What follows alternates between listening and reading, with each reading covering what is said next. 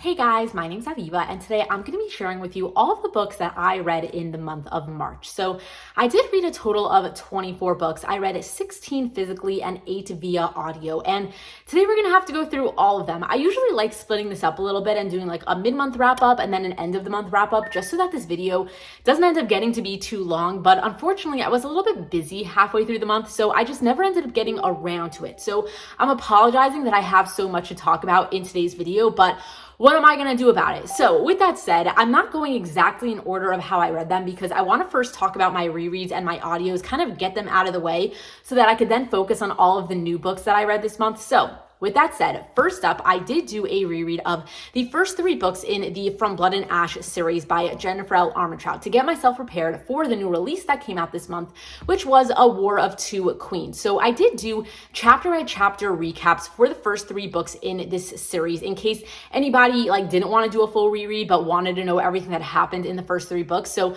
I'll have those linked down below. But I don't really want to review this so much because I did, kind of talk about it when I was doing all of those recaps. And also I don't love reviewing rereads just because I don't know, I'm not so into it. But I will say that I didn't enjoy my reread of this as much as I enjoyed it the first time that I read it, mostly because I did find them to be so much more info dumpy this time around than I remember them being the first time that I read them. And I actually did have a pretty hard time getting through the first 3 books and getting through the new release because the new one was very info dumpy as well. And it kept up a pattern that I'm not so comfortable with reading. It was very monologue-y, very repetitive, very info dumpy, and I kind of stopped caring. But I'm not really going to get so into it because if you did want to hear my review for A War of Two Queens, the new release in this series, I'll make sure that my review for it is linked down below because I talked about all of my thoughts in that video. So that is that. And then after that, well, not after that, but sometime in this month as well, I also did a reread of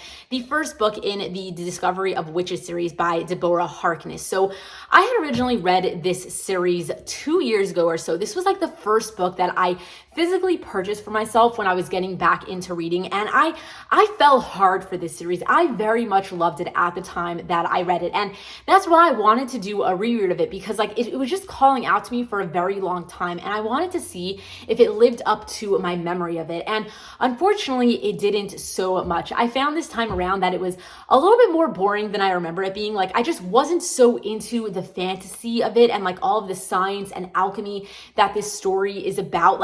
I remember enjoying it a lot the first time that I read it, but I've kind of fallen out of fantasy, and unfortunately that was something that really didn't make me enjoy this series as much. I just didn't care so much about all of the information, if that makes sense. And then also the romance. This is an urban fantasy with a vampire and a witch, and they have this forbidden romance sort of thing. And this time around I found it to be a little bit too insta-lusty / insta-lovey for my taste, and I wasn't as picky when I read it the first time around. So I still appreciate the series for what it is, but I didn't end up continuing with my reread just because I didn't care so much, if that makes sense. So it was a little bit sad to see that it didn't live up to my memory, but it is what it is. And I still appreciate this series for being one of the first books that ended up putting me on the path for the reading that I do today. So that is that. I also did do an entire audiobook read of the entire Trials of a Polo series by Rick Riordan. So I did read all of these via audiobook, even though I own them all physically, but I really enjoyed the audiobooks of them. So I wasn't really pulled to pick them up physically. And I really did enjoy this series. It was the series that came after the second Percy Jackson series. This takes place just a couple of months after all of the events that happened in the second series of this, universe or whatever you want to call it. And I really enjoyed it. One thing that I loved about this series was that it wasn't multiple POV. We were just looking through Apollo's eyes. And I really enjoyed the difference of that from, the previous series to this series, just because I'm not a huge multiple POV person. And I happen to have thought that Apollo was freaking hysterical. I loved his sense of humor. I thought that he was such a good character to be following. And I really was a huge fan of this series. The only negative thing that I really have to say about it was the events that happened in book 3, because they killed off a character that was very important in a previous series, and I'm not going to give away spoilers, but I don't think it was needed, and I'm still kind of hurt by it. So that is that. But besides for that, if I could just like forget that that happened, this series, it was freaking awesome. So that was 5 audiobooks. And then my last 3 audiobooks that I listened to this month was the Good Girl's Guide to Murder series by Holly Jackson. So A Good Girl's Guide to Murder, and then Good Girl Bad Blood, and then As Good as Dead. And I loved the audiobooks of these. These were sitting on my TBR for so freaking long. And I never picked them up because I'm not so into mysteries. They usually give me anxiety, and I end up like looking up spoilers or jumping to the end of the book just because like I can't handle the mystery of it. But because I decided to pick them up via audio, I couldn't really do that. So I just like enjoyed the ride for what it was. And I actually really enjoyed the audiobooks of them, only because there were so many sounds, and I liked the narrator, and all around the board, I thought it was a great time. I also really liked how it wasn't one mystery in 3 books, like how the Truly Devious series was. Like for some reason, I thought that like, it was going to be like one mystery solved within 3 books, and it wasn't like that. We did get a new mystery in each book. And even though you do have to read them in order because you're still following like the same girl and like things build on each other, I liked that I didn't have to wait 3 full books to find out what, the mystery was at the beginning of book 1. So I really appreciated that aspect of it, and I really enjoyed the mystery in every single one of these books. They did get a little bit like darker as we went along. Like book 3 was much crazier than I expected it to be, but all around the board, I loved this series. If you were thinking about reading it, I highly recommend trying out the audiobooks or just reading them physically because it was a great time. So now for all of the standalones that I read this month. First up, I have Waking Olivia by Elizabeth O'Rourke, which was one of the first books that I read this month, and yet it was still one of my favorites. I ended up giving it, I think, like a 4.5 stars. I absolutely loved it. This is like a sports forbidden romance between a coach and then like, a college student, and it wasn't like very age gappy. Like the guy wasn't so old, but it was still forbidden because he was her coach and like they weren't allowed to be together sort of situation. But anyway, it was a very unique story. This girl basically has a very traumatic past, and a lot of it is suppressed, and basically she ends up having nightmares all the time, and then she ends up running in her sleep, and she'll run like 10 miles or so with no shoes on. She'll cut up her legs, cut up her feet, and then she'll have to go to track practice the next day. She was in a D1 college. She was ready to go to the Olympics, but because of this, she basically cannot really perform when it's time to actually like, compete or anything like that. So she ended up like getting kicked out of her first school, and now she's starting at a D3 college. And this coach, he doesn't really want to deal with her crap. He doesn't know what's going on. All he knows is that like this girl has potential, but she never actually ends up performing, and he just doesn't want to deal with her. But then he slowly realizes that like something is actually wrong with her, and he basically starts to help her, starts to get involved, and obviously like a relationship is slowly going to bloom between the two of them, and like you're slowly going to figure out like why she's having these nightmares and why she is sleep running and everything along those lines. So it does get a little bit dark at times, and I do recommend looking up like trigger warnings and everything like that. And I also wanted to just point out that like the guy, he does have a girlfriend at the time, but I am very sensitive to cheating, but it personally didn't bother me because I knew about it going into it. So I knew that like there was going to be a girlfriend and that was going to be a part of like this story. But at the end of the day, the girlfriend was such a bitch, and they were so not meant to be that if for some reason it didn't bother me. But if that would bother you, then I wanted to point it out that, this guy, he does have a girlfriend, and he does end up like, I guess emotionally cheating or like, just questioning things while he still is with his girlfriend and things along those lines. So yeah, with that said, I ended up giving this a 4.5 stars because I really loved it. The only thing that kind of bothered me about it was the forbidden aspect of it at the end, like his whole like push-pull of like, I want to be with you, but like this isn't right sort of thing. It lasted a little bit too long for me, and I didn't really like that. It's like either make a choice or don't make a choice. Like, yes, it's forbidden, but like that's what you were doing this whole time. So like it bothered me a little bit at the end, but at the end of the day, it was a really good book. It was really unique. I really loved it, and I highly recommend reading it. Next up, I have Lessons in Corruption by Gianna Darling, which is the first book in the Fallen Men companion series. So this is a motorcycle club, age gap, taboo romance companion series. And in the first book, you are following a teacher-student relationship where the girl is the teacher. She's 26 years old, and she ends up having a romance with her 18-year-old student. So this was the first time I read an age gap where the girl is older, and I have realized that I don't like that sort of scenario. I was very much not a fan fan of how the boy was younger and how he was trying to act older and the way that he was acting older and everything along those lines. I wasn't a real big fan of that. But besides for that, this was a love at first sight situation, which I have never heard a single person warn about that, which I feel like a lot of people don't like love at first sight stuff. And I don't know why that has never come up in any review that I've ever seen about this book, but it is that way. And I very much hated it. I'm not a fan of love at first sight. And this book was so freaking filled with it. I realized it right off the bat that that was what it was going to be about. I should have DNF'd it, but I pushed myself through because I've heard such good things about the series. But unfortunately, from beginning to end, I really didn't vibe with this book and I didn't like it. I don't plan on continuing on with this series, but I do own all the rest of the books, very unfortunately. So we'll see what happens in the future. But I hated this for a lot more reasons than I even said, but it doesn't really matter because I don't recommend it. I didn't like it, and I don't think you should read it because it wasn't that great. Next, I have Be Still My Heart by Emily McIntyre and Sav R. Miller. So this is a romantic suspense, romantic mystery sort of situation.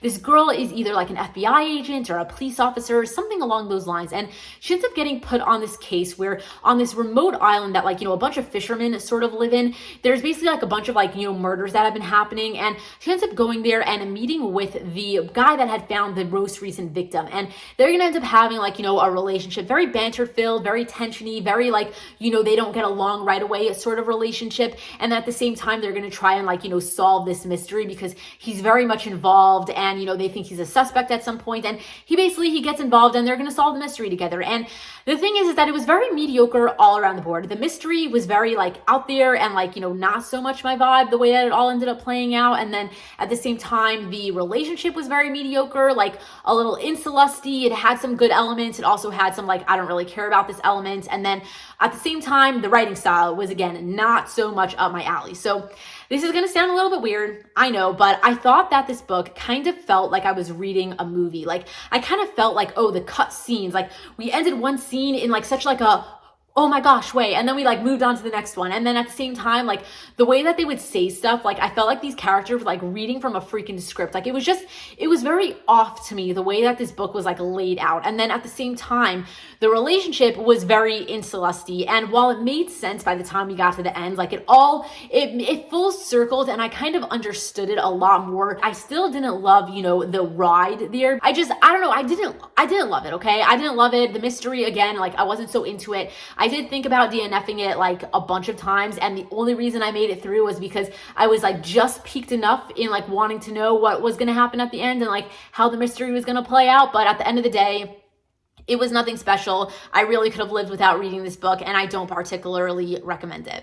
Next, I have Things We Never Got Over by Lucy Score, which is a small town, single mom, grumpy sunshine sort of romance. You're following this girl who she was running away from her wedding when she gets a call from her estranged twin sister asking if she can meet up with her because she needs some help. So the girl's like, look, I've got nothing better to do. Sure, I'll come and meet you. So she drives to this small town that her sister wants her to meet her at, and she walks into this coffee shop, ends up getting screamed at by the guy behind her because this guy thinks that she's her twin sister, and he's like, look, nobody wants you here, you gotta leave, you're not welcome, etc. And she's like, look, I am not my twin sister. I guess everybody here hates her, but I am not her. So she ends up walking out of the coffee shop, and she finds out that her car has been towed or her car is missing or something. And the guy kind of walks out with her and feels bad for screaming at her, thinking that she was her twin sister.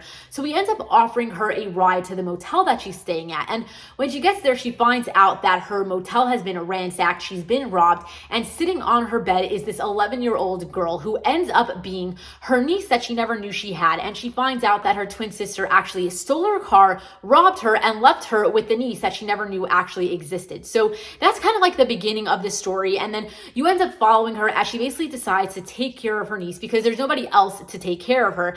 And she ends up deciding to just settle down in this small town for a while because she's got nothing better to do. She just ran away from her wedding and her almost marriage and everything like that. So this guy kind of ends up getting involved into her life. He ends up helping her her finding a place to stay, which happens to be right next door to his house. She ends up getting a job where he is the owner of the bar that she's going to work at. So they very much keep on crossing paths, and he can't help but get involved in their situation and keep on, like, you know, trying to help her out and everything along those lines. So it's kind of that kind of story, like very small town vibes, everything along those lines. And at the end of the day, it was pretty cute. It was pretty solid, but it was a little bit longer than I thought it needed to be. And I didn't love it. Like, there was a bunch of stuff in this book that I wasn't a huge fan of. Like, it was very much like the guy didn't want to be in a relationship and he was getting very much attached to her. So at one point he just breaks it off because he doesn't want to get hurt. And then he ends up having to like grovel really hard to get her back. And it was like, I don't know. There was a bunch about it that I didn't absolutely love, but it was also like, it wasn't the worst book that I read this month. And I think it's worth the read, but also like, it's not the best small town romance that I ever read. So whatever. Next, I read Ignite by Melanie Harlow, which is the 6th book in the Clover Lay Farms companion series. So this was the first book that I read in this series. It was also the first book that I read by this author, and I absolutely freaking loved it. One of the only 5 stars that I ended up giving out this month. So this is an age gap romance between this single grumpy dad who happens to be a firefighter. Not single grumpy dad. He's a single dad who is very grumpy and a firefighter. And he ends up moving into this new house, and he meets his neighbor who happens to be 12 years younger than him and is a ball of sunshine. So it was a very cute scenario. Like, they're just living next door to each other. They keep running into each other. He like likes her right off the bat, very attracted to her, can't help but keep on knocking at her door. And his little girls, he has 2 little girls, and they end up becoming like obsessed with her. It's a very cute romance all around the board. I loved it. Everything about it was just adorable. I highly recommend it. It was a very easy read. Like, it had a good amount of steam. It was an age gap. It was single dad, small town vibes with, you know, a grumpy sunshine situation, just all around the board. Everything that I wanted in a book, it was in this book. It was adorable. I loved it. Oh, and it did have a very cute groveling moment at the end. So, you know, double thumbs up for that. Next, I have Wrecked by Lauren Asher, which is the 3rd book in the Dirty Air companion series. So I am happy that I finally read this book because it has been sitting on my TBR for a very long time. So I am happy to like finally check it off the list, but I didn't absolutely love it, which is kind of sad. So at the moment, I think the first book in this series is still my favorite. And then this one would be 2nd, and then book 2 would be 3rd, and hopefully I will read book 4 in April and I will enjoy it the most because I have heard that a lot of people like that one the best. So we will see. But basically, in this book, you are following Jax and Elena, and Jax is kind of like a party boy, and he kind of has to like fix his image for this Formula 1 season. Like, he's a Formula 1 race car driver, and basically the race people that he works for, like, you know, his company hires a PR rep to basically follow him around for the season and keep him in line and fix his image. So it's kind of like a forced proximity situation because this girl has to, like, you know, sleep in the same hotel room as him, has to follow him around basically everywhere to keep him in line. So it was a cute story in that aspect. I did like the forced proximity sort of thing going on, but at the same time, both of these characters were dealing with a lot of stuff. I do recommend looking up trigger warnings for this book, but this book was basically more of like a development in their character. I forgot how to say the word, but basically both of them were dealing with a lot of things personally. And this book was very much of like watching them grow that way and getting over the stuff that's happening in their lives or happened in the past in their lives. And it was less of like a things actually happening sort of book. So I did find myself a little bit bored at points, but I did like the idea of like watching them grow. Like, you know, this guy, he has a lot of anxiety and he's taking a lot of medication for it.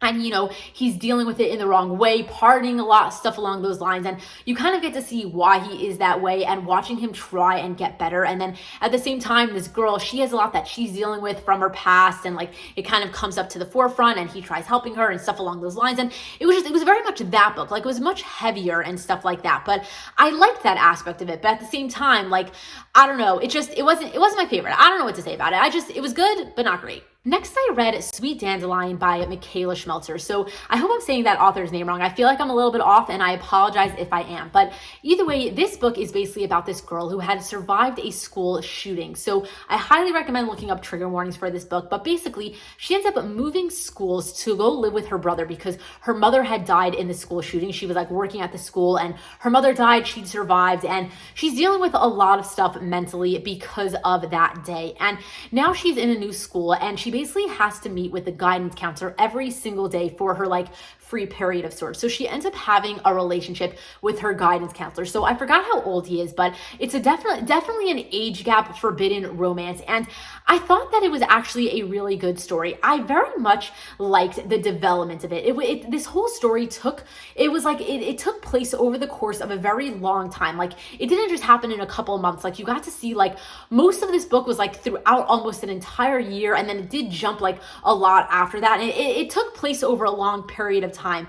And I liked the slow development of that, especially in the relationship aspect of it. Like, nothing happened too quickly. And I very much did like that. My thing is that I do think that this book was a little bit too long. And as we got later into the relationship, I started liking it a little bit less. Like, I really loved the initial buildup for the relationship. Like, I really liked all of the, like, you know, building blocks to it. But then once we got to the part where it's like, okay, they both like each other and they're down to like be together, even though it's very wrong, it kind of like flipped a switch. And all of a sudden it was like all about the forbiddenness of it. And we kind of like lost touch of like how the relationship was initially built. And I just feel like it kind of lost its way along the way. And then the ending of it, I don't know how I really feel about like how the relationship, like, you know, had its ups and downs until we got to like the happily ever after. And I also think that it was a little bit longer than it needed to be. So all around the board, I think that it was a solid story. And I do recommend reading it if it sounds like a story that you think you might enjoy. Like, if you like the idea of the school shooting and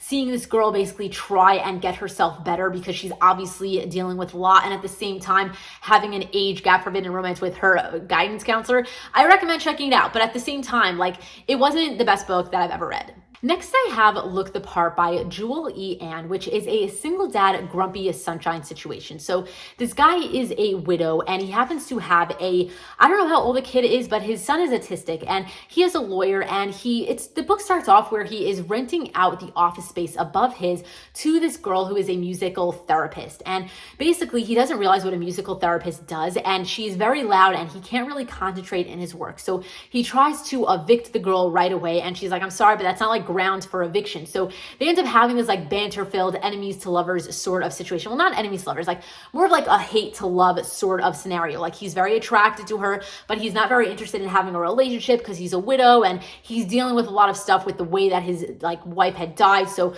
I recommend looking up some trigger warnings for that. But basically, they're gonna end up just like having a romance as he's trying to evict her.